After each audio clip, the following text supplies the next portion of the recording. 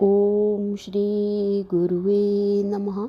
अज्ञानमोहान्धितमोपाभ्यां विवेकवैराग्यनिधिप्रदाभ्यां विश्वेशतत्त्वं प्रतिबोधिकाभ्यां नमो नमः श्री गुरुपादुकाभ्याम्।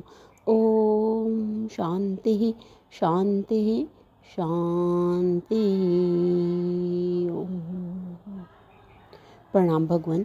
मांडूक्य प्रवचन आलात शांति प्रकरण से स्वामी श्री अखंडानंद सरस्वती जी महाराज जी द्वारा भगवान और हमारे नवमें मंत्र की व्याख्या चल रही है। मंत्र है भगवान, संसिद्धि की स्वभाव की सहजा अकृता च या प्रकृति से स एति विज्ञा स्वभावम न जहाति या। तो स्वामी जी ने बताया भगवान कि यहाँ पे बहुत सुंदर सुंदर प्रसंग आए और संसिद्धि की और ये स्वाभाविक की और सहजा की बहुत सुंदर व्याख्या।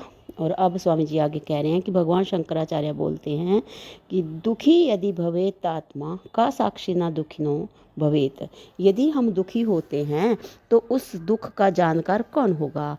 जो दुखी होगा वह साक्षी नहीं होगा और जो साक्षी होगा वह दुखी नहीं होगा। तो दुखीपना अपने में कल्पित है। अपने जीवन में जितने भी अच्छे संस्मरण बनते हैं वे संकट को, दुख को पार करने के बाद ही बनते हैं। दुख आता है, दुख का निमित्त आता है, दुखाकार वृत्ति होती है और अज्ञानियों को मैं दुखी हूँ यह अभिमान भी होता है। वे दुख का भी अभिमान करते हैं। दुख का अभिमान कैसा है? जैसा चोर कोई चोरी करके कहे कि हमने इतनी बड़ी चोरी की है, अथवा कोई हत्यारा कहे कि हमने इतनी बड़ी हत्या की है। ऐसे ही मैं इतना बड़ा दुखी हूँ, तुम दुखी नहीं हो, दुखीपने के साक्षी हो। तुम दुखी नहीं हो, दुखीपने के साक्षी हो।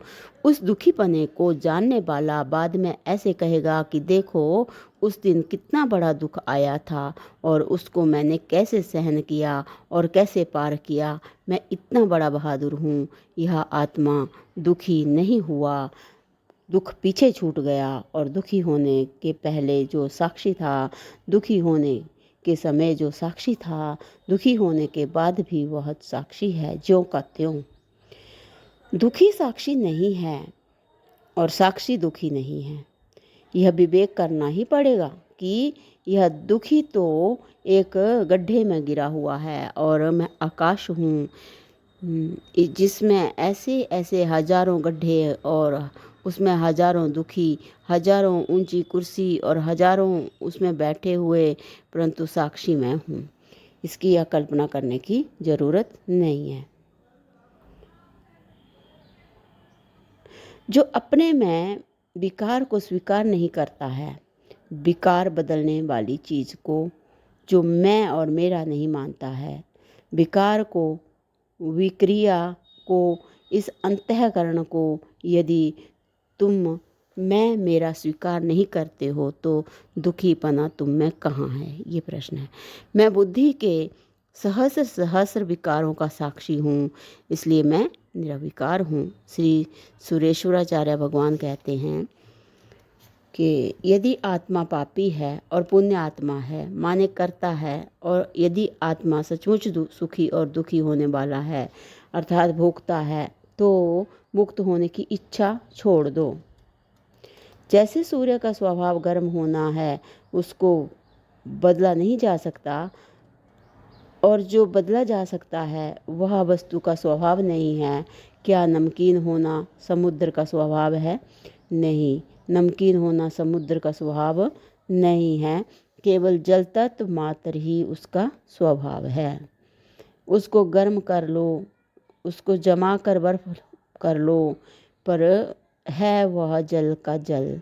और नमक को, ये ऐसे बता रहे हैं, और नमक को बोले अलग कर दो। इसी से अपने यहाँ जल को दधिवत ये घृतवत मंडवत मधुर मधुवत भिन्न भिन्न प्रकार का मानते हैं।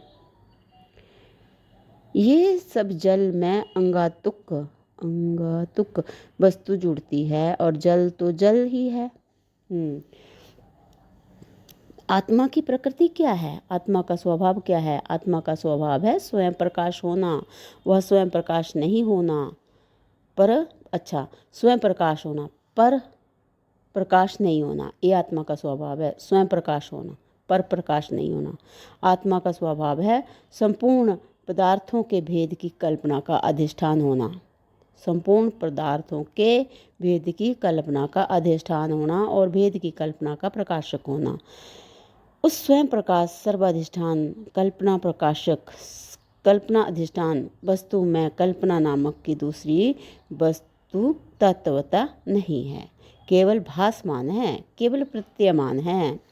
तो स्वामी जी कह रहे हैं भगवान की इन श्लोकों की व्याख्या या अलात शांति की स्पष्टता के लिए गए एक लेख को हम यहाँ उद्धृत करते हैं। यह लेख चिंतामणि त्रैमासिक में प्रकाशित हुआ है।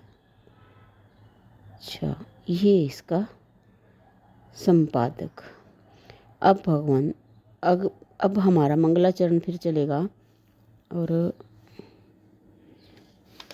इसके आगे का मंगलाचरण का मंत्र जो है, ज्ञानेन आकाश कल्पेन धर्मान यो गगनोपमान ज्ञ अविन्नेन सबुद्धस्तम वंदे द्विपदाम बरम। तो इसकी विस्तृत व्याख्या जो भगवान अगले सत्संग से कंटिन्यू करते हैं। प्रणाम भगवान। ओम शांति ही शांति ही शांति ही। ओम।